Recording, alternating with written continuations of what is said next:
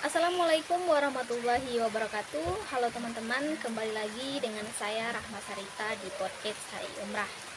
Nah, di podcast kali ini kita bakal ngebahas tentang mata kuliah perencanaan strategis pengambilan keputusan. Pada podcast kali ini saya tidak sendirian dan akan ditemani oleh rekan-rekan saya.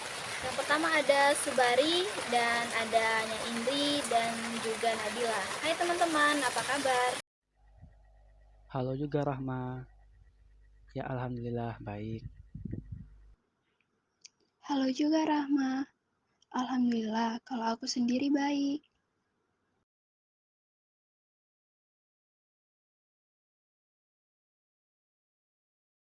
Halo Rahma, Alhamdulillah baik juga. Baiklah, langsung saja kita akan mulai podcast kita pada hari ini, yaitu yang akan ngebahas tentang mata kuliah perencanaan strategis pengambilan keputusan.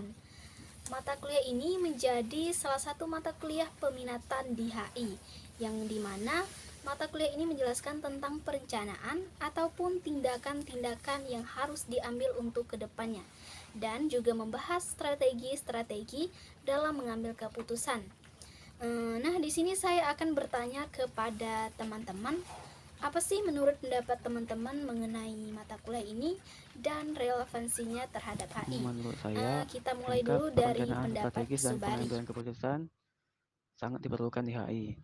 Karena dari sinilah kita belajar gimana sih merencanakan suatu agenda dengan tepat dan tertata rapi. Dengan kata lain, bisa termanage dengan baik. Baik dari rencana, penetapan, dan pengambilan keputusan. Di MK ini juga kita belajar seperti apa sih dunia kerja, baik dari strukturnya, organisasi, ketetapan aturan, manajemen perusahaan, bahkan bisa menganalisis dan menentukan rencana untuk ke depan dan peluang di masa depan. Kenapa MK Perencanaan Strategis Pengambilan Keputusan menjadi salah satu MK peminatan di HI Umrah? Menurut saya karena eh, sebagai mahasiswa HI dituntut untuk bisa mengambil keputusan dengan perencanaan yang strategis dan harus dipikir dan diukur dengan matang dalam pengambilan keputusan. Rencana strategis yang baik mencakup metrik yang menuangkan visi dan misi dalam titik akhir. Menurut Kono dan Barnes 2010, dalam perencanaan strategis dan proses pengambilan keputusan ada 5 langkah, yakni pernyataan visi, pernyataan misi, analisis, perumusan strategi, dan implementasi dan manajemen strategi. Sebagai mahasiswa hubungan internasional, menurut saya mata kuliah ini sangat dibutuhkan. Karena dalam mata kuliah ini sendiri, kita diajarkan bagaimana cara pengambilan sebuah keputusan yang baik dan benar. Di sini juga kita dapat belajar bagaimana suatu organisasi dapat dibentuk juga dijalankan. Dan mata kuliah ini juga memberikan informasi tentang fungsi suatu manajemen yang dijalankan manajer, serta kita juga dapat mempelajari bagaimana kekuatan dan kelemahan sebuah perusahaan dalam menghadapi peluang dan ancaman yang ada. Hal-hal tersebut merupakan merupakan hal yang sangat dibutuhkan dalam dunia kerja nantinya sebagai lulusan hubungan internasional.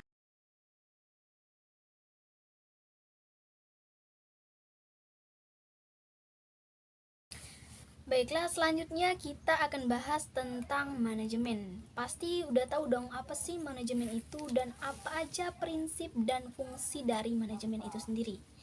Nah, di sini saya bakal nanya pendapat dari Andri terlebih dahulu. Menurut Andri itu apa sih manajemen itu, dan Menurutku, apa aja manajemen prinsip dan merupakan proses fungsi manajemen perencanaan, itu sendiri? pengorganisasian, pengarahan, dan pengawasan usaha para anggota organisasi dan penggunaan sumber daya organisasi lainnya agar mencapai tujuan organisasi yang telah ditetapkan. Manajemen ini merupakan ilmu tentang upaya manusia untuk memanfaatkan semua sumber daya yang dimilikinya untuk mencapai tujuan secara efektif dan efisien. Ada 4 tahap dasar perencanaan. Yang pertama itu ada tahap 1, yaitu menetapkan tujuan atau serangkaian tujuan. Tahap 2 yaitu merumuskan keadaan saat ini. Tahap 3 yaitu mengidentifikasikan segala kemudahan dan hambatan yang ada. Tahap keempat yaitu mengembangkan rencana atau serangkaian kegiatan untuk mencapai sebuah tujuan. Fungsi dari manajemen itu sendiri yaitu yang pertama membantu manajemen untuk menyesuaikan diri dengan perubahan lingkungan yang ada. Yang kedua yaitu membantu kristalisasi persesuaian pada masalah-masalah utama. Yang ketiga yaitu memungkinkan manajer memahami keseluruhan gambaran operasi lebih jelas. Yang keempat yaitu membantu penempatan tanggung jawab lebih cepat. Yang kelima yaitu memberikan cara pemberian pemerintah untuk operasi. Yang keenam yaitu memudahkan dalam melakukan koordinasi di antara berbagai bagian organisasi. Yang ketujuh yaitu membuat tujuan lebih khusus, terperinci, dan lebih mudah dipahami. Yang kedelapan yaitu meminimumkan pekerjaan yang tidak pasti.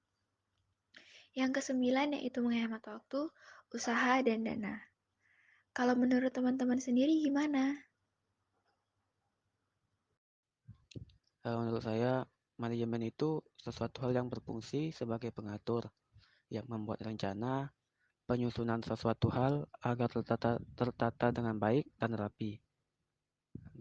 Dengan adanya manajemen, segala sesuatu yang dibentuk, baik itu organisasi maupun bisnis akan teratur. Dan manajemen juga berfungsi sebagai penjaga keseimbangan antara tujuan-tujuan yang bertentangan, sehingga dengan adanya manajemen sendiri yang sebagai pengatur, maka akan dapat terselesaikan melalui pengambilan keputusan yang tepat dan disepakati. Adapun prinsip dan fungsi manajemen. Nah, yaitu pertama saya akan membahas prinsip-prinsip manajemen dan penelitian menurut Henry Fayol diterbitkan dalam buku yang berjudul General and Industrial Management 1916. Pertama, pembagian kerja division of work, dua otoritas dan tanggung jawab authority dan responsibility, ketiga disiplin, keempat kesatuan komando unity of command, kelima kesatuan arah unity of direction, 6 subordinasi kepentingan individu, 7 penggajian remuneration, 8 pemusatan the degree of centralization, 9 hierarchy scalar chain, 10 ketertiban order, 11 keadilan dan kejujuran equity, 12 stabilitas kondisi karyawan stability of tenure of personnel, 13 initiative 14 semangat kesatuan esprit de corps. Lalu saya akan membahas fungsi manajemen, yaitu menurut Ricky W. Griffin mendefinisikan fungsi manajemen adalah bagian dari proses perencanaan organisasi, koordinasi serta pengendalian sumber daya supaya tujuan dapat tercapai dengan efektif dan efisien.